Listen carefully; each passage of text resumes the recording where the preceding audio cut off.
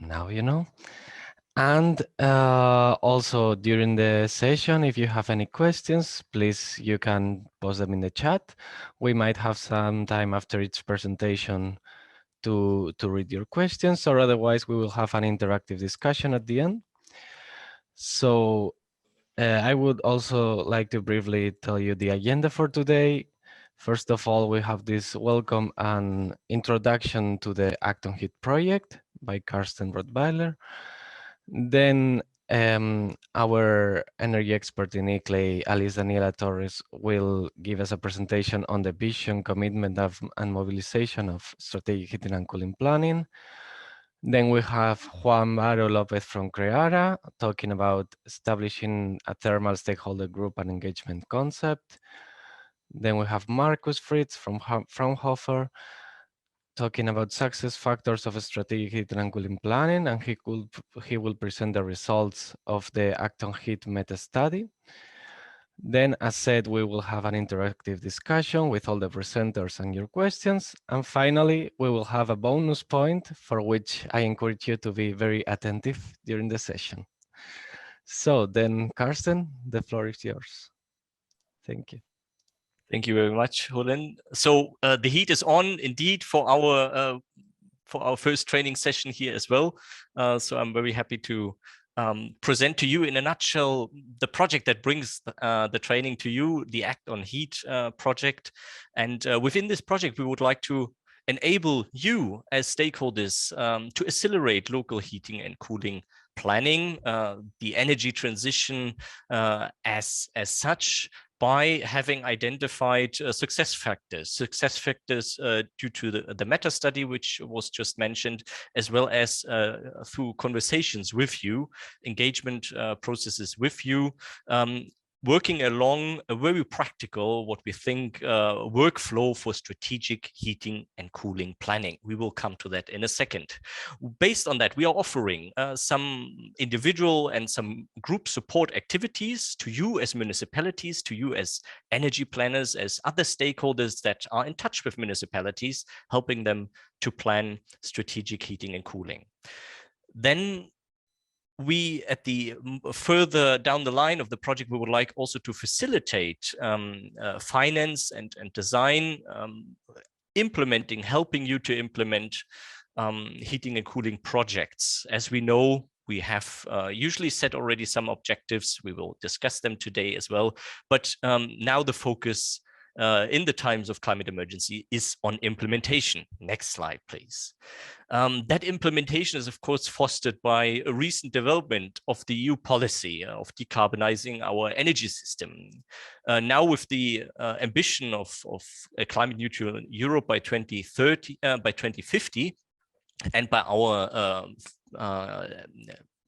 more recent targets of 2030, at least 55% greenhouse gas reduction, we need naturally to increase our renewable energy shares within our integrated energy system, and heating and cooling in particular. As we know, 50% accounts for heating and cooling within our energy footprint.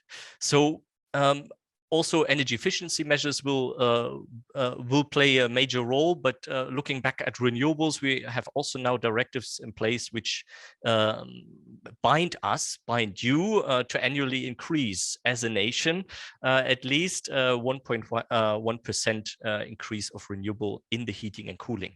So that is a pressure on the national government. It trickles down to the regional and local level for sure, but it is also a kind of a threshold which we are working against in order to achieve our overall climate targets. Secondly, there's also in the Renewable Energy Directive an indicative target, not a binding one, an indicative one of 2.1% in combination with renewables as well as waste heat. And if we look at decarbonization scenarios such as Heat Roadmap Europe, we know as well that here waste heat does play, excess heat does play a major role as well. or at least a considerable role within our overall supply in the future.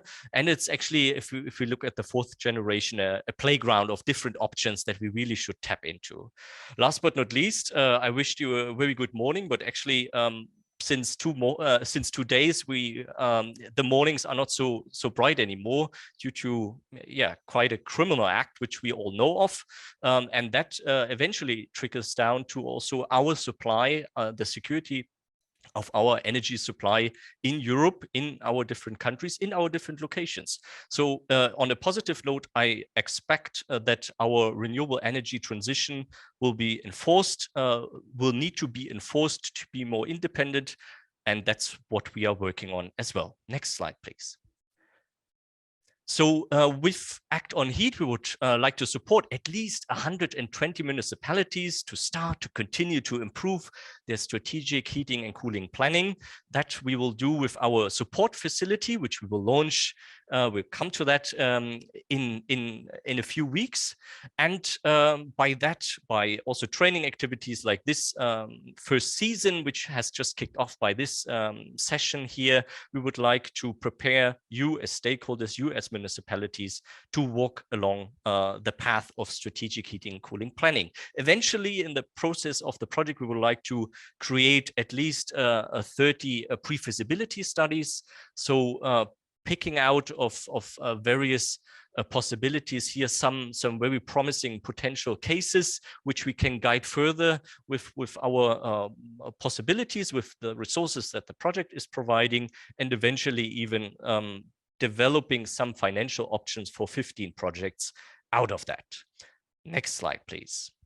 So there is a lot to come for local and regional governments, for utilities, for energy companies, for consultancies, for energy agencies, but also for research and academia. If you are in touch with municipalities and are also doing courses with your students, helping municipalities to do that, policymakers on a national level, European level, are as well targeted here with this project, as well as industry and associations from industry and local governments. Next slide. So the strategic heating and cooling workflow, as we have developed it with discussions here between the energy experts and with studies that research that we have done, we interpret to be the following. The first step is the vision and commitment, the mobilization, which will also be part of this very training session here today. Building on then and establishing heating and cooling working group within a municipality, potentially in the urban planning department, for instance, to identify responsibilities, allocate mandates, roles, and then eventually also to engage with the local and regional stakeholders to drive this process. Then this step, the second step, will be part of this training session today. Eventually to come, we then see that there is an inventory step of looking at the status of the building stock, the local building stock, the potentials of renewable energy efficiency that are there in the locality. And then we would enter into a zoning exercise, a scenario exercise as well, here interlinked. The scenario exercise is supported by the software hot maps, which we are offering here as part of the project, and we are very happy about it. So looking at energy efficiency scenarios, renewable energy scenarios, we are enabled here by using hot maps. Next slide. And then eventually that goes back to the working group, which will then develop together with stakeholders a transition strategy. And that transition strategy will then look into a concrete measure how that roadmap, how that transition strategy can be put into practice. That will lead naturally to identifying concrete projects where their feasibility is then tested, And that is done with our wonderful tool, Thermos, that we are also offering as part of this project and workflow. Eventually, when the pre-feasibility is established, the project planning comes into as a next step, and the project implementation, which will then feed into a reporting and evaluation cycle. Has that policy, has that measure actually brought us the success, brought us nearer to the objective, the vision that we are looking at, and by that feeding again into the working group, into another mode of transition, of accelerated or refined transition strategy, and so on. So having presented that workflow, I'm now very looking forward to go into the first two steps and handing over, first of all, to our colleague, Alice Daniela Torres. Next slide. Thank you very much, Carsten, for this wonderful introduction. And I think that today, I think that on our side is very important also to focus on this initial part. No? So how can we establish a vision, a commitment, and mobilization in these changing times? Because now, as Carsten said, we are facing several challenges, several outbreaks, COVID behind, and the current problems. So we really have to evaluate how are we going to address the energy transition in these crazy times. So can we go to the next slide, please? So today I will be very fast, covering 5 core things. First of all, just an introduction of why it's so relevant to think about heating and cooling planning nowadays. Then, of course, what are the key drivers that are enhancing heating and cooling planning, vision and commitment processes in cities. I have also 2 examples to share with you, some cities that are front runners in these topics, and then of course just some reflection on the mobilization part and how to take forward these to cities.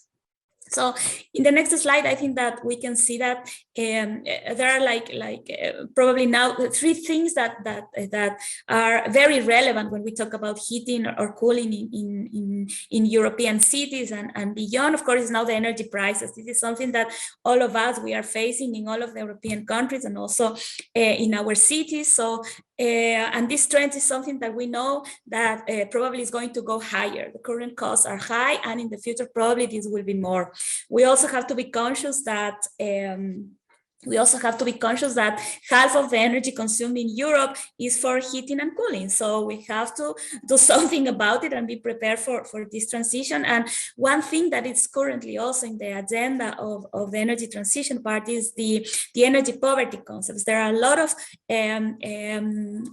citizens in the European Union that are not able to keep warm their home adequately in winter, but also there are others that cannot have good cooling conditions in summer. So this is just to put in context of the relevance of heating and cooling planning, of course, with other environmental considerations that we have to take in mind. So in the next slide, just when we're talking about this planning and the vision and the commitment, there are several drivers that are, how can I say, moving cities towards establishing a vision for enhanced enhanced heating and cooling planning. So of course we can say, of course, the Paris Agreement that we all know, but now we know that in the COP26 Glasgow Climate Pact, the role of the private sector and the role of innovation is key in order to advance meeting the Paris Agreement goals. We also have in Europe the EU Green Deal with specific targets that countries have to achieve. And of course, Carsten mentioned that these carbon neutrality goals has to be also reflected in urban planning processes. We also have the Fit for 55 package, which is a regulatory framework that it's coming and countries will need to implement. And of course, this will impact specifically on cities' actions. And also for the ones that are not familiar, for the ones that know, there's the platform, which is our Covenant of Mayors in Europe, which is the platform where local governments are called to advancing integrated climate action practices and develop sustainable energy and climate action plans, and of course foster climate neutrality in the next few years. We also have, also on a local level, there are different planning instruments that cities are using in order to advance in a good vision regarding carbon neutrality and energy transition. Some instruments are the CCAPs, the famous CCAPs, and also we have our cities that are working now with the local Green Deal. So of course this is forced by the climate emergency that we are facing, and this is something that is moving cities towards climate action. Can we go to the next slide, please? So in the next slide, also just I would like to tell you a little about how cities are working in this. So here I have put the example of the city of Helsinki in Finland. They have declared their goal to be carbon neutral by 2035. They have developed a plan that was published a couple of years ago. And here I just like to show you the importance of heating and cooling planning when you have long-term visions. Okay, so for example, here you can see that the share of district heating, electric heating, and oil heating is is more than 50% of the emissions of Helsinki. No, so as you can see here, they have established several scenarios. Of course, the business as usual scenario, and also the carbon neutrality scenario. And here you can see how the city has evaluated different alternatives and notions towards reaching carbon neutrality, and heating plays a very important role in the city. So you can see that in the business as usual scenario, the heat consumption expected by the city is an increase of 7%, while in a carbon neutrality scenario, the city wants to really reduce around 20% heat consumption in their territory. So of course, they are thinking also of increasing geothermal energy, increasing district energy, reducing oil heating for sure, also making more efficient electric heating, or probably ban electric heating. Of course, when we are talking about coal generation power plants, legally they are obliged to close the power plant. So the cities are preparing this path towards decarbonization. And believe it or not, heating and cooling plays a very important role in these decarbonization efforts. So we can also here see that in the carbon neutrality scenario, Mannheim is also, of course, this comes with an integration of other plans. So now we are going to the city of Mannheim here in Germany. The city of Mannheim aims to be a carbon neutral city by the year 2030, 5 years earlier than Helsinki.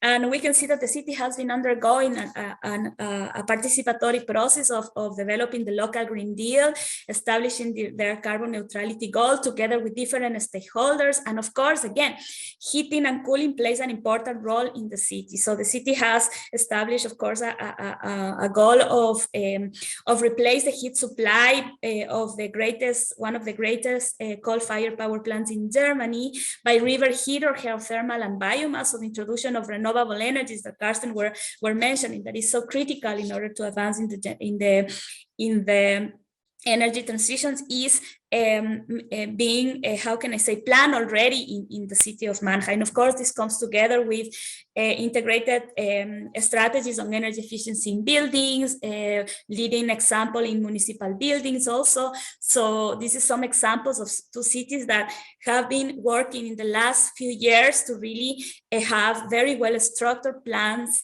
to have strategic actions towards making heating and cooling system more efficient in their territory. So just to finalize, if we go to the next slide, so just on some reflection on then after when the city established this commitment to mobilize and move forward into action, because I think that is a very, very important thing, of course, and also in the core of the goals of ActonHeat, our project. Of course, there's a need to foster district heating and cooling integrated planning. This is something that in the past probably was not a practice very well established in urban planning. Of course, cities need to develop alternatives and identify alternatives and develop scenarios, and that is where the tools like thermos or hot maps really can bring cities some input in order to advance and explore different alternatives. Of course, collaboration schemes are needed and mobilize the resources to plan to turn these plans into concrete actions.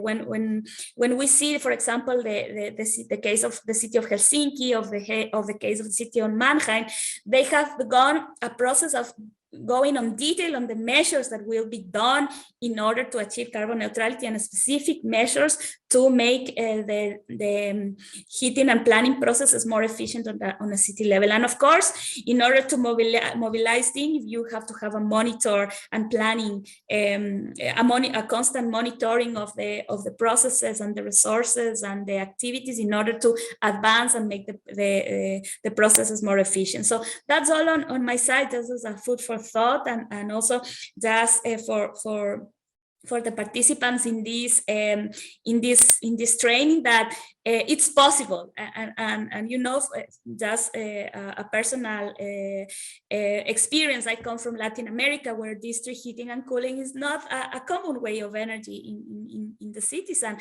when I came to Europe, I learned about this wonderful type of energy, district heating and cooling, and then I understood that it's very important to plan strategically heating and cooling and evaluate different alternatives. And we are very happy that in Hot Maps we can have the tools in order to make this happen. Thank you very much.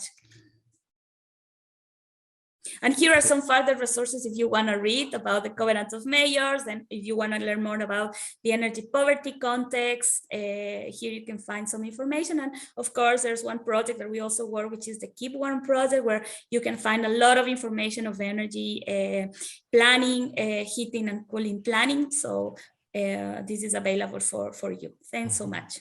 Thank you, Daniela. Thank you very much for the interesting presentation. And yeah, letting us know a bit more on what's the vision to pursue for heating and cooling planning. And before we move to the next presentation, actually, I would like to make you one question very quickly, if possible. And this is, how can you develop or ensure political commitment for this ambitious strategic heating and cooling planning? If you could tell us something. Yeah, I think that on a local level there are, how can I say, various ways of how can I say, driving political commitment. But I think that one of the most important things is to take advantage of the momentum that we are now having. No, so now we are in the process of fostering energy transition, carbon neutrality. So it's very important to take advantage of that moment in order to drive these transformations. Of course, we need to bring a strategic heating and cooling planning into the discussions on urban sustainability work that the cities are doing. And for that, as I said before, we need to have the tools and means and the expertise to develop that. Of course, in order to make this happen, there are cities, and this is the examples of the cities of Helsinki and Mannheim that I was sharing. They have been doing a participatory process to really understand what are the energy needs of the cities in order to really bring an effective energy systems planning processes. So I think that, of course, also the heating and cooling has to be part of the urban sustainability planning processes. They have to be part of carbon neutrality plans, climate action plans, the local energy green deals, the CCAP. So heating and cooling planning has to be part of the instruments that make the implementation happen in the city level. Great, thank you so much, Daniela, for your insights here. And then let's move further along the steps from vision, mobilization, commitment, political commitment, to then establish a thermal stakeholder group and engagement concept. Here, Juan will present that step with insights as being an expert here working at Creara. Juan, the floor is yours. Perfect. Thank you, Karsten. And thank you, Daniela, for that interesting presentation and setting the scene. Basically, when talking about establishing a thermal stakeholder group, this is a really broad topic. So if you can go to the next slide, please. Today, we try to keep it as simple as possible. And perhaps for some of you that are already experts on this topic, this may seem quite trivial or straightforward, but we found out through our experience that people usually find this quite hard. So today we will be addressing the importance of the stakeholder community. Then we'll move to stakeholder identifications, then to engagement strategy, and in the end, we can see some examples of the expected outcomes that you could get from the stakeholder dialogue. So if you can go to the next slide, please. Basically, right. So strategic heating and cooling planning tends to involve several actors, which we call stakeholders, involving both private and public agents, and that have to be aligned in order for a successful development of both strategic planning and specific projects. A complete baseline assessment, as we call it, should be the first step, basically setting the scene and knowing what the current situation is. Should always include the identification and engagement of the stakeholder community.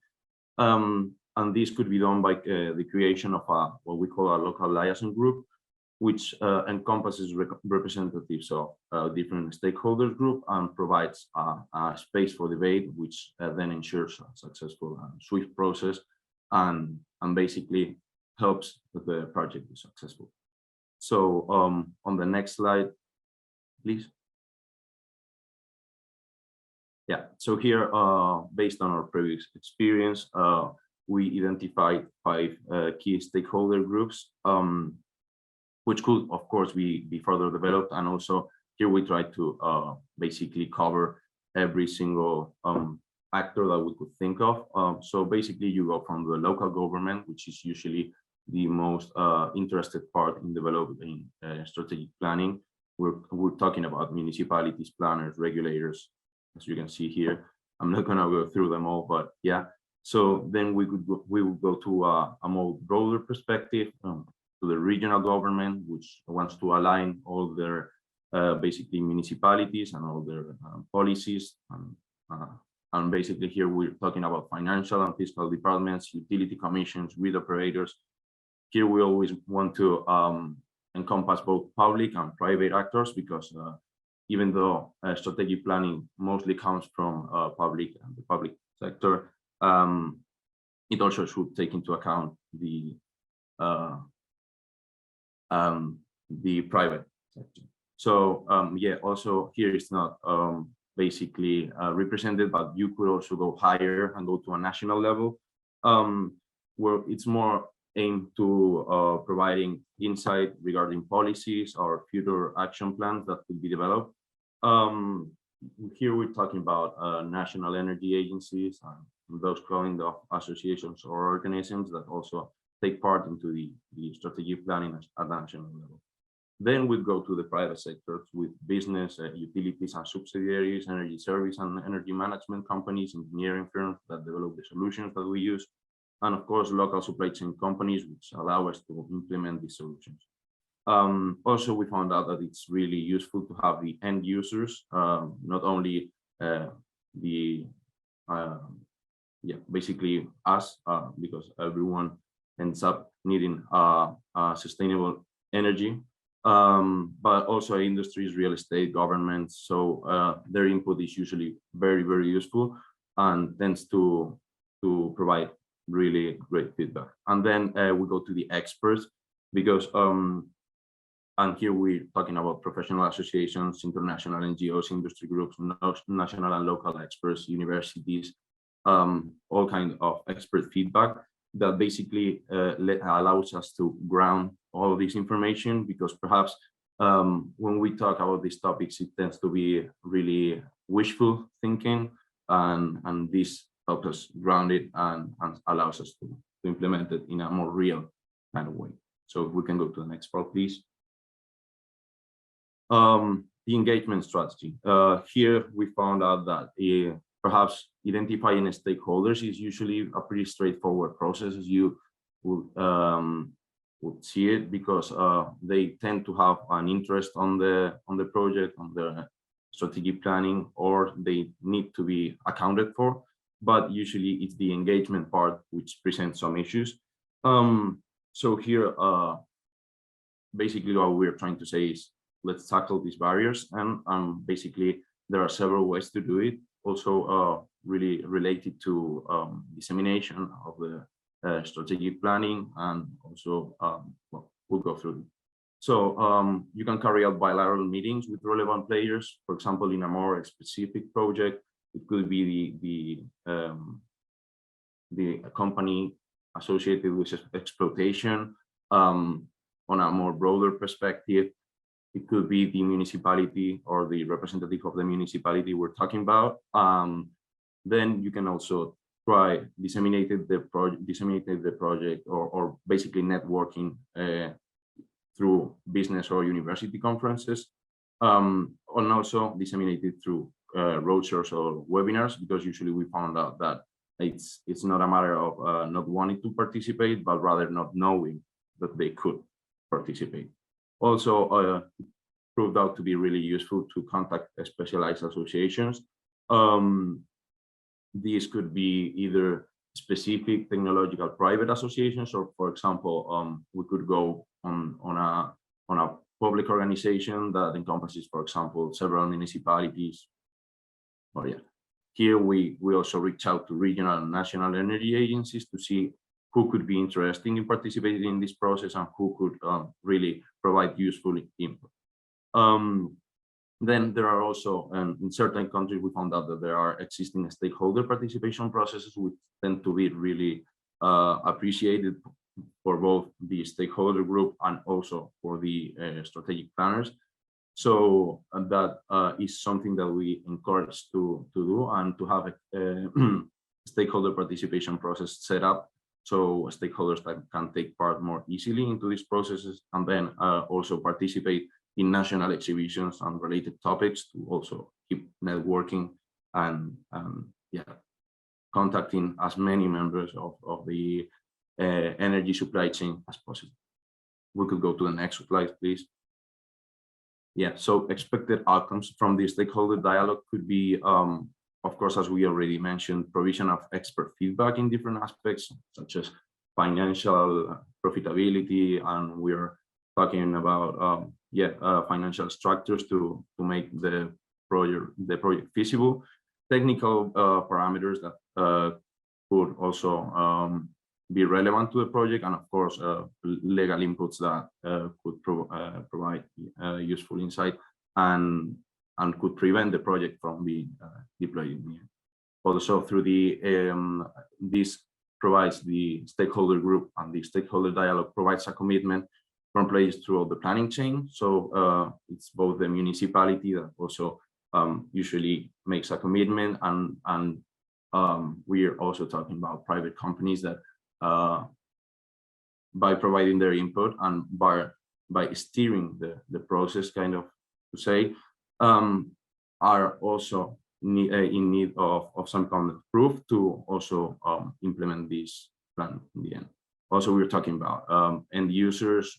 For example, I'm thinking about the district heating we were talking about. The user connection to the grid is usually a really relevant factor in this kind of projects. So, for example, achieving this kind of commitment is really important. Also, identifications of barriers and success factors to be taken into account. This is really a definitive factor to be taken into account, and is really useful to know them beforehand, so we can actually make a more swift and successful process. Then once this has been done, all these companies and agents all through the planning chain can support dissemination and promotion on the agreed topics, and also provide assistance on training and testing the methodologies or the plans developed. Also, the facilitation of confidential insight on both public and private inputs, because, for example, if you're planning, I'm thinking of the public sector, and there's future action plans that are going to come out that are not yet public. Most of the times you can contact and they'll provide it if they see a usefulness or an application on your project. And then same way in the private side, energy parameters, and of course economical parameters on technological solutions tend to be private and confidential. but once they are included into this dialogue, they feel much more eager to provide this kind of inputs. Of course, the endpoint will be the assistance on implementation and rollout activities, which is, as we have already discussed, the most important part. Have an integrated strategic planning, and all of this landing it, grounding it, and making it useful for everyone. So we can go to the next one, please. Yeah, this is all on my side. I thank you all for your time. Of course, we tried this to be a broader view and not too specific, but if you need any further information, please don't hesitate to contact me, and I'll be happy to provide more information. Thank you. Thank you, Juan. Thank you for sharing your details here. Indeed, please make use of the opportunity to write down the email address and to post. Thank you for sharing the initial information of the 5 stakeholder groups and their role within the overall engagement strategy. Thank you for sharing different tactics within that could be part of a local stakeholder engagement strategy here for heating and cooling. I would like to remind and encourage everyone to pose questions to the chat so that we can pick them up in our discussion, which is upcoming. And by that, I like to ask Julen, who's our next speaker? Yeah, thank you, Carsten. So our next speaker is Markus Fritz, from our expert from Fraunhofer. And he's gonna speak about success factors of strategic heating and cooling planning, right, Markus? Yes. All right. Yeah. Thank you very much, and thank you, Juan, for your great presentation. Because I can spoiler it maybe a little bit, but stakeholder engagement is one of the main success factors for strategic heating and cooling planning. And what I will present now are the results from our ActonHeat meta study. And we can go to the next slide. And what we done there, or our question was, what are success factors for heating and cooling plans? And to answer this question, we've done 3 different things. And first, we conducted an analysis of existing heating and cooling plans. And in total, we analyzed their 36 plans. So we looked at, for example, the plans from Mannheim and from Copenhagen and other cities that already have an heating and cooling plan, and looked what did they do there. So what are the contents and what are their strategies? And then second, we conducted 15 expert interviews with different experts from the field of heating and cooling planning, and with people that are already prepared a heating and cooling plan or a heating and cooling strategy. So we asked them, what do you think? What are success factors? How did you done the whole process, and what did you think is important to look at? And so to get a general overview what the different stakeholders and experts think.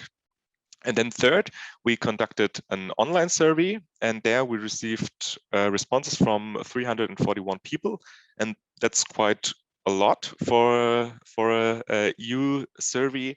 But it has to be said that most of these comes from Germany, around 200 of the responses, because heating and cooling planning has become mandatory in one federal state in Germany. And so the interest in this topic of heating and cooling planning is quite high. And I want to share with you now some results from the online survey. And at the end, then I will give you a short summary of the complete meta study. But yeah, first of all, we asked the people what they thought should be the objectives of a heating and cooling plan. And here you can see the results, and we asked with a Likert scale, and this is you can rate. If you say, for example, here, which objectives should a local heating and cooling plan pursue, and then security of supply, and then the people can rate from 1 to 5. 1 is I don't agree, or I don't think that this is an important point. And 5 is I totally agree. And what you see here now is the blue areas show the answers of the individual categories, and the blue dots show the mean values. And yeah, what we can see here is that CO2 neutrality is the most important objective, or that the people think that this is the main objective and the main goal of a heating and cooling plan. But also security of supply, affordability of heating and cooling supply, and the implementation of measures are rated quite high. And what are rated a little bit less are the added value in the municipality and the increase of transparency. But in general, it must be said that all points are generally considered important. So none of them are unimportant, or none of these points, yeah, is not an objective of a heating and cooling plan. But it is important to keep in mind that CO2 neutrality is the main goal, or the main objective of a heating and cooling plan. Then we can go to the next slide.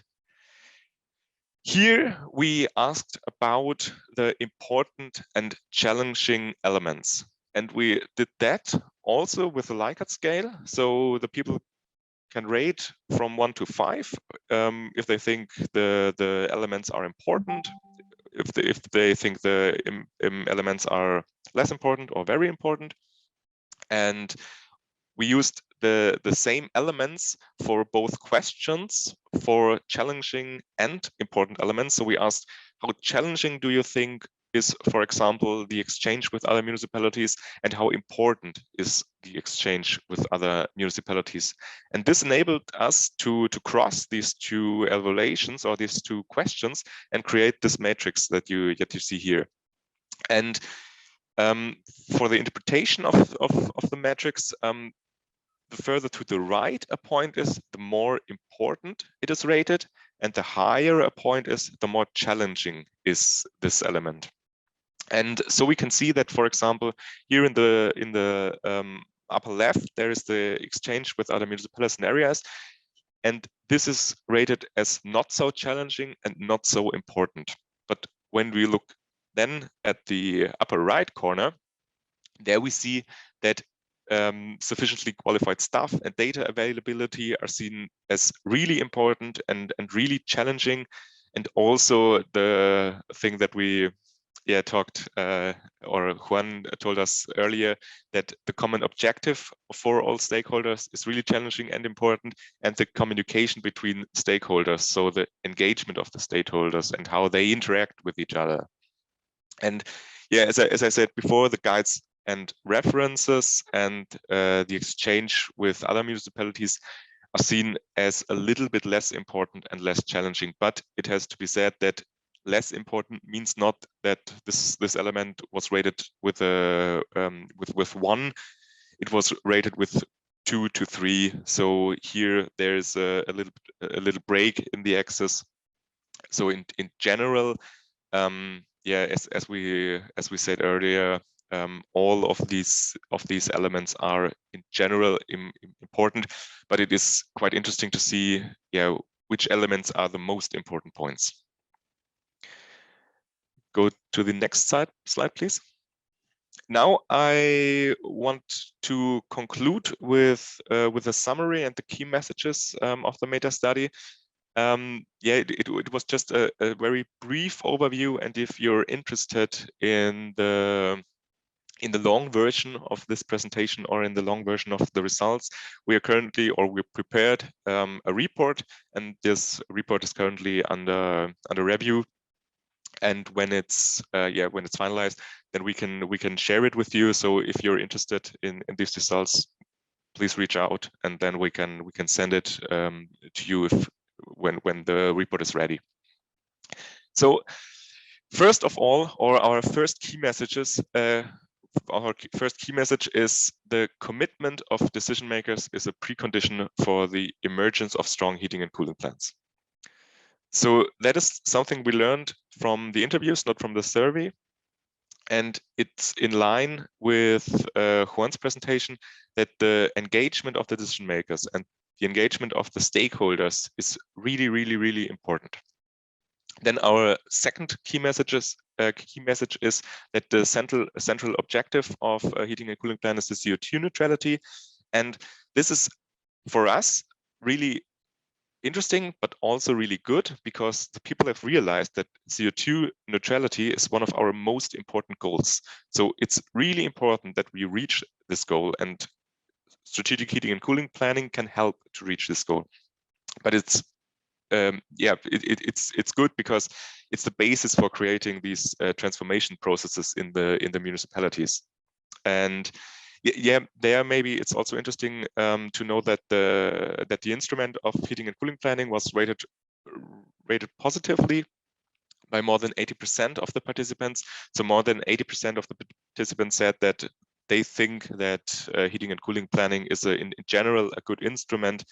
And yeah, the majority of them thought that that is also helpful.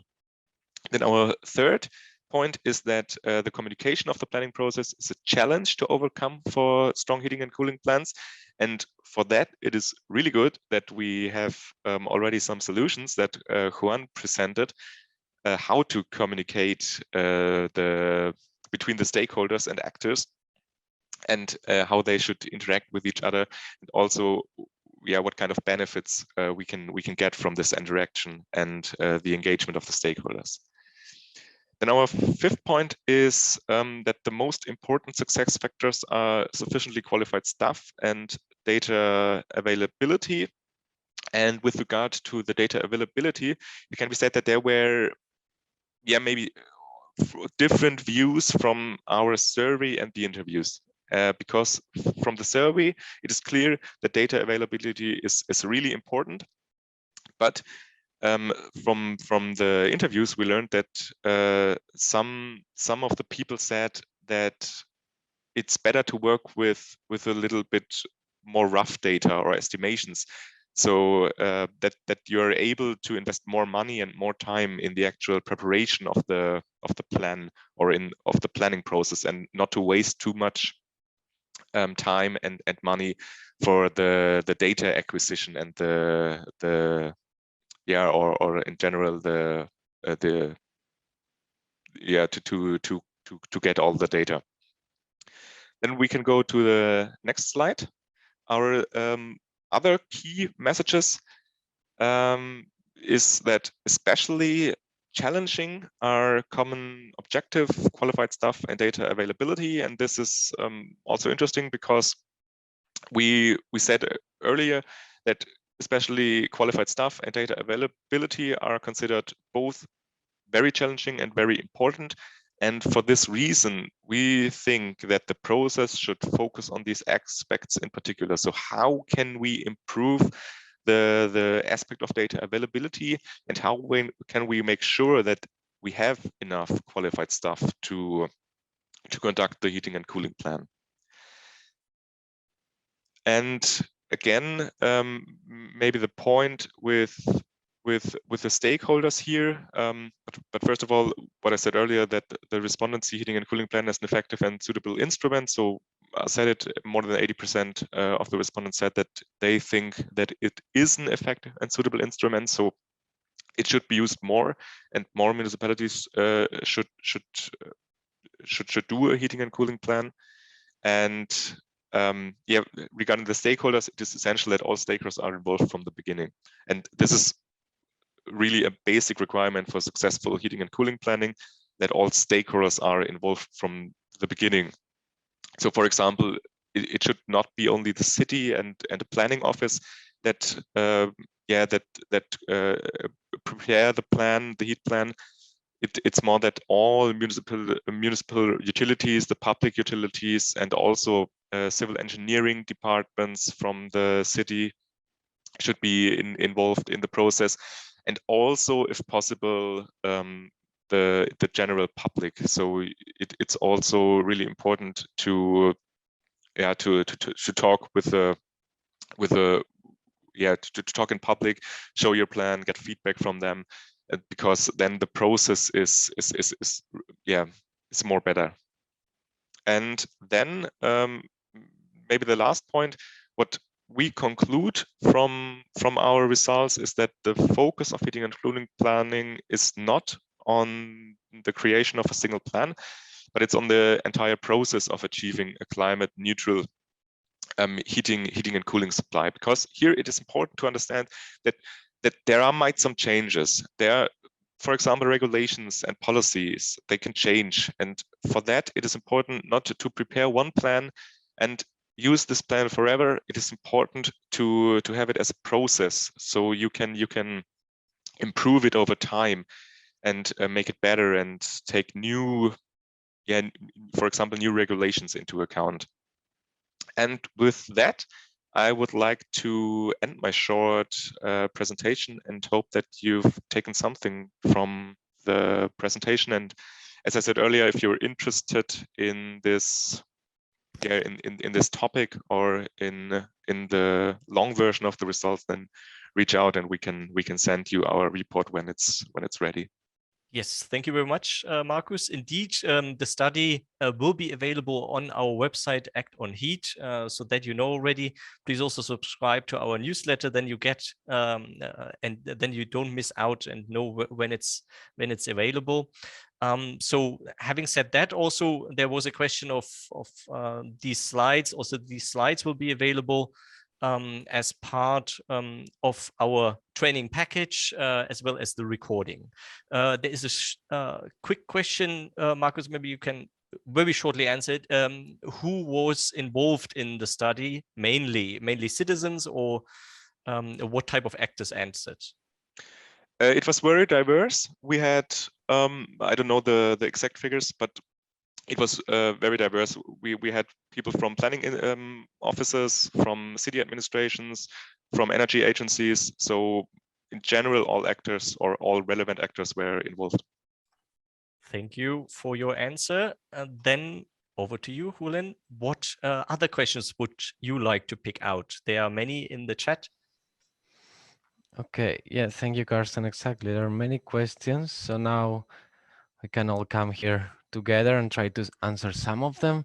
So for example, a first question for Juan could be, what is a good order of involving or approaching these stakeholders that you mentioned? And this is actually can be linked to also what is a good tactic to approach industry or private companies for the, yeah. So what's the order of approaching the stakeholders and a tactic for approaching the private sector? Right. Really interesting question. Well, as I said, we try to be broad. It depends on the specific project or the goal that you are trying to achieve. Of course, when we talk about strategic planning, which tends to come from public authorities, it's useful to approach them first and then go to the rest of the actors.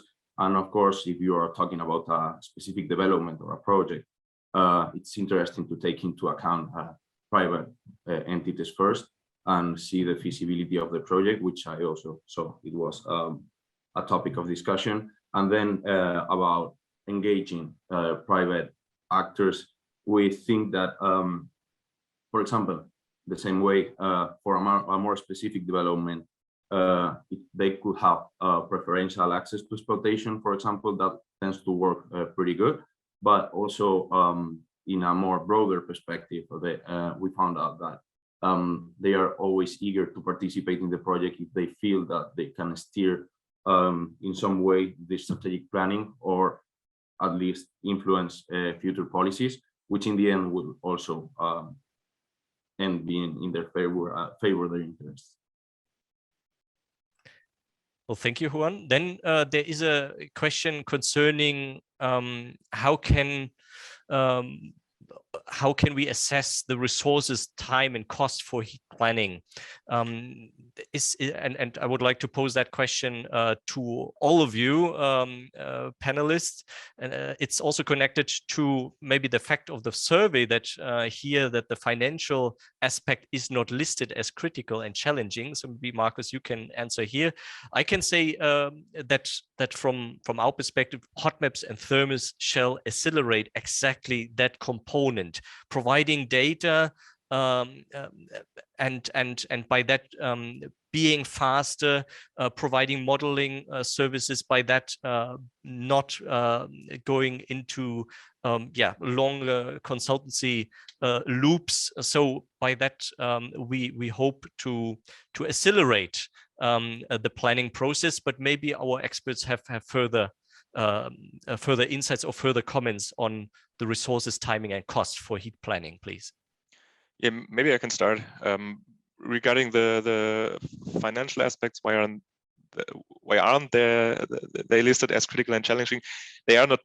To answer this question first shortly, they are not listed as not challenging and not important. So they are in general important and challenging, but less challenging and less important than data availability. And I think that is a good point to go over to your question, Carsten, because what we learned and what I said is that the data availability might be really cost intensive and time intensive. And so, for example, if we use tools like hot maps or thermos, we can save a lot of money. And for that, I think it is more important to use the financial or to use the money for the preparation of these measures, these real measures for how can we for the planning of a district heating network and the real implementation of these measures. Yeah, on my side, just to add up on my colleagues' answers, I think that I would strongly encourage you all to participate in the next training sessions, because I think we'll cover these topics and you'll see them like really figured out. And Carsten, just on my side, just to for cities that are probably starting this process of understanding strategic heating and cooling planning, because we know in Germany and in Northern Europe, there's a lot, an industry very well established when we talk about heating and cooling, but when we go to other regions in Europe, probably this is not so developed. So just to encourage the different cities to evaluate alternatives. So the important thing is that with the tools that we have, with the thermos tool or hot maps, we can develop scenarios that before we were not considering at all, for more renewables, for evaluating waste heat alternatives that before were not included. And cities that are currently working on their sustainable energy and climate action plans, probably using this tool is one alternative to develop new scenarios and evaluate options. Exactly. Thank you very much. Yeah, thank you, all of you. We can read one very last question from the chat. Maybe this one could be for Marcus, and it's, what do you why exchanges among municipalities is not a key aspect to take in consideration to reach the aim of heating and cooling planning? And actually, Marcus, maybe your message was also a little bit here questioned again in terms of that here Katja from Slums is actually saying that consulting may be not cheaper than the actual implementation of projects, which is, I guess, true. But here the point, I guess, is also standardized data collection. So maybe you can with that also touch upon that topic with hot maps. Yeah, I already asked this answer in the chat. We talked with different experts who already prepared heating and cooling plans, and they said that they allocated 25% of their budget or 40% of their budget for the data acquisition.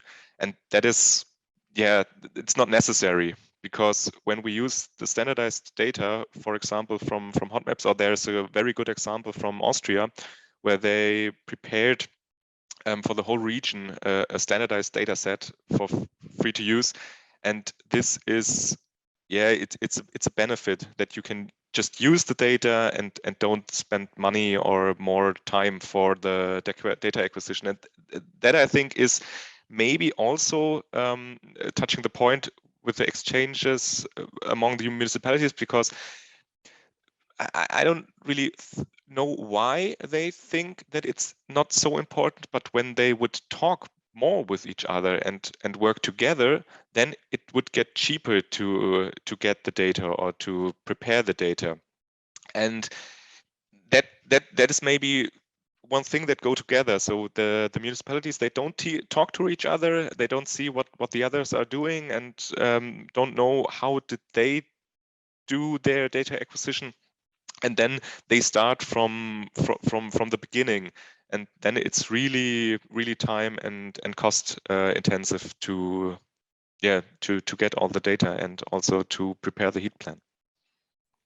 Thank you very much, Markus. And maybe just to add, this 25-50% of course relates, I guess, to the budget of staff that is available. The actual implementation of a project of a district heating system is of course a different matter, and here would be financed not by the budget of a municipality, but a budget which is then also financed by other means. And these means we will discuss in future steps.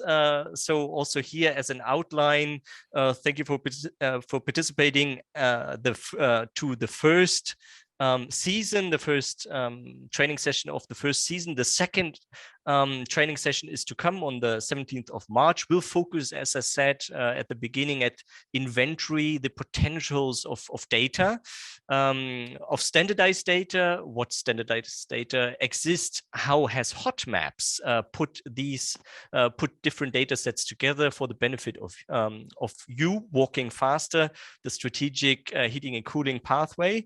And then we have on the 6th of April a webinar focusing on what potentials are thermos actually providing. So another digital tool here to unlock your local potentials. That's to come. And last but not least, also our support facility will be launched soon, if not next week. Sign up to our newsletter. You will find out as well as sign up to our next webinar if you haven't done so yet. Today the heat was on, as you have heard. If you were entering punctually, the next time maybe another motivating song will be in focus. You will find out. Join us punctually again on the 17th of March, 10 o'clock Central European Time. Thank you so much. Have a great day, and the heat is on. Thank you, everyone. Enjoy the weekend. Everyone. Thank you, everyone.